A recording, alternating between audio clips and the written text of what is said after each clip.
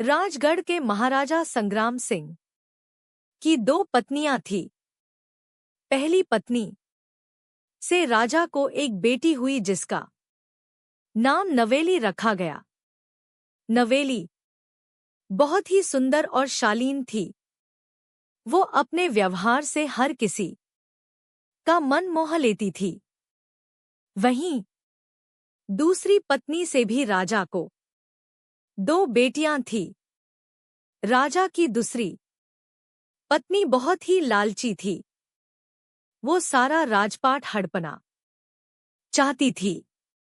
एक दिन राजा को उसकी मंशा का पता चल गया और उसने अपनी दूसरी पत्नी को घर से बाहर निकालने का निर्णय लिया। खुद को बचाने के लिए दूसरी पत्नी ने चली चाल। राजा अपनी दूसरी पत्नी की तरफ आ ही रहा था, लेकिन तभी दूसरी रानी को पता चल गया कि राजा उसे अपने महल से निकलना चाहता है। दूसरी रानी ने भ्रष्ट सैनिकों के साथ मिलकर राजा और उसकी पहली पत्नी को मरवा दिया। राजा के मारने के बाद दूसरी रानी महल पर राज करने लगी। अपनी सौतेली बेटी यानी कि नवेली को रानी ने मारा नहीं, लेकिन वो उसके साथ नौकरों से भी बदतर व्यवहार करने लगी। वो उससे घर के सारे काम करवाया करती थी। रानी की दोनों बेटियां मोहना और सलोनी भी अपनी बहन को बहुत सताती थी। वो नवेली से अपने कपड़े धुलवाती, बाल धुलवाती और उसे भला बुरा बोलती। रानी और उसकी बेटियों ने मिलकर उसका जीना दुश्वार कर दिया था।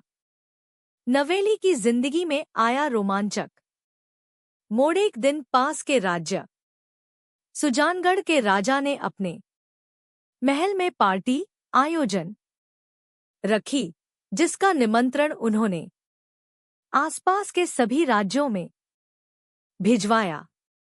इस निमंत्रण के साथ ही राजा ने सभी राज्य की राजकुमारियों को खास तौर पर निमंत्रण भेजा, क्योंकि वो अपने बेटे रोहन की शादी करना चाहते थे।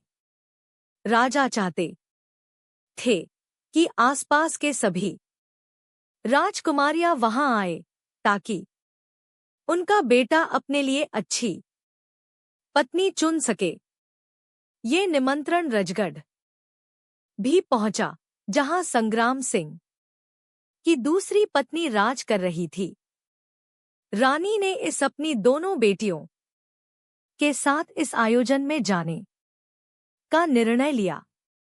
रानी की दोनों बेटियों को अपनी सुंदरता पर बहुत घमंड था। उन्हें विश्वास था कि रोहन उन्हें देखते ही पसंद कर लेगा। वो सज-धज कर पार्टी में चली गई। नवेली भी इस आयोजन में जाना चाहती थी, लेकिन उसके पास ना तो कपड़े थे, ना ही जाने के लिए कोई वाहन। रानी और उसकी बेटियों के जाने के बाद नवेली अपनी मां को याद करके रोने लगी। इतने में ही आसमान से एक आवाज आई, नवेली तुम क्यों रो रही हो? नवेली ने रोते रोते सारी बात बता दी। इतने में ही वहां एक परी आई और बोली, बस इतनी सी बात, चलो मैं तुम्हें तैयार करती हूँ। अपने जादू से परी ने छड़ी घुमाई और नवरत्न की फटी पुरानी ड्रेस बहुत ही सुंदर साड़ी में बदल गई। नवेली इस साड़ी में बहुत ही सुंदर लग रही थी। परी ने पास में रखे कद्दू को सुंदर से रथ में बदल दिया।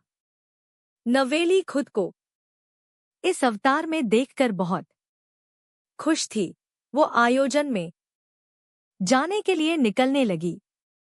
इतने में परी ने उसे कहा, देखो तुम्हें 12 बजे से पहले आना ही होगा, क्योंकि 12 बजे के बाद मेरा जादू खत्म हो जाएगा और तुम्हारे कपड़े और ये रथ फिर से पहले जैसा हो जाएगा।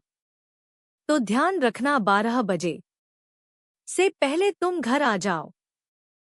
नवेली ने 12 बजे तक आने का वादा किया और वो आयोजन के लिए निकल गई। क्या रोहन का दिल जीतने में कामयाब हो पाएगी नवेली? सुजागढ़ के महल में पार्टी शुरू हो चुकी थी। हर राज्य से सुंदर सुंदर राजकुमारियां वहां आ चुकी थी, लेकिन रोहन को उनमें से कोई भी खास पसंद नहीं आई। मोहना और सलोनी भी बार बार रोहन को आकर्षित करने की कोशिश कर रही थी, लेकिन वो कामयाब नहीं हुई। इतने में ही नवाली का रथ वहां आकर रुका, जिसे हर कोई देख रहा था। रथ से नवेली बाहर आई तो सभी राजकुमार उसे देखते रह गए। लाल रंग की शादी में नवेली किसी परी से कम नहीं लग रही थी। रोहन को नवेली को देखकर पहली ही नजर में प्यार हो गया। रोहन वहां आया। उसने नवेली से उसके साथ डांस करने की प्रार्थना की। नवेली ने हाँ कर दिया और वह रोहन साथ में डांस करने लगी। दोनों डांस कर ही रहे थे कि अचानक से नवेली की नजर घड़ी पर पड़ी। उसने देखा कि 12 बजने में 15 ही मिनट बचे थे। वह डांस छोड़कर वह से निकल गई। रोहन ने उससे पूछा कि क्या हुआ, पर नवेली ने कुछ नहीं कहा और वो वहां से चली गई। नवेली जब महल से बाहर जा रही थी तो उसका एक सैंडल वहीं रह गया, जो रोहन को मिल गया। 12 के बाद सब कुछ नॉर्मल हो गया। नवेली के कपड़े फिर से पुराने कपड़ों में बदल गए। नवेली को अपने दिल की बात कैसे कहेगा रोहन? पार्टी खत्म हो गई थी, लेकिन रोहन अभी भी नवेली की यादों में खोया हुआ था। उसे नवेली का नाम भी नहीं पता था, लेकिन वह उसी से शादी करना चाहता था। रोहन ने उसे ढूंढने का निर्णय लिया। उसने नवेली का सैंडल लिया और उसे ढूंढने के लिए निकल गया। रोहन आसपास के सभी राज्यों में गया। वहां उसने हर राजकुमारी को वो सैंडल पहनकर देखा, पर वो किसी भी लड़की के पैर में नहीं आया। रोहन निराश था, पर वह उस लड़की को ढूंढना चाहता था जिसने उसका दिल जीता था।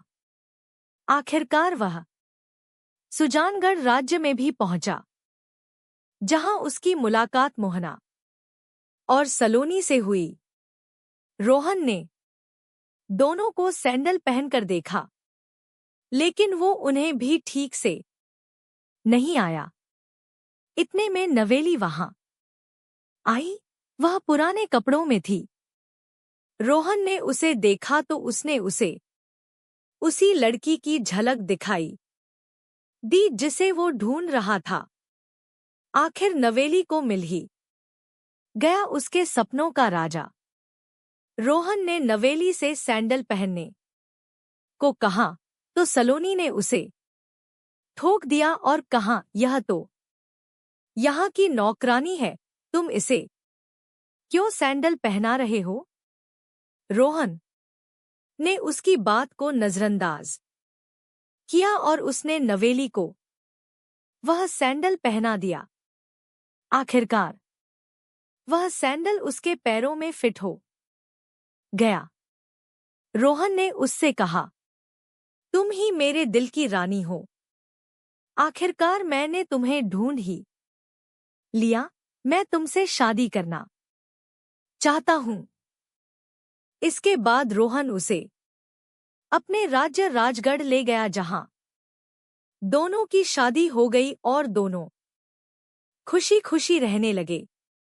सीख, यह कहानी हमें सिखाती है कि कठिनाइयों के बाद भी सच्चा प्यार और न्याय जरूर मिलता है।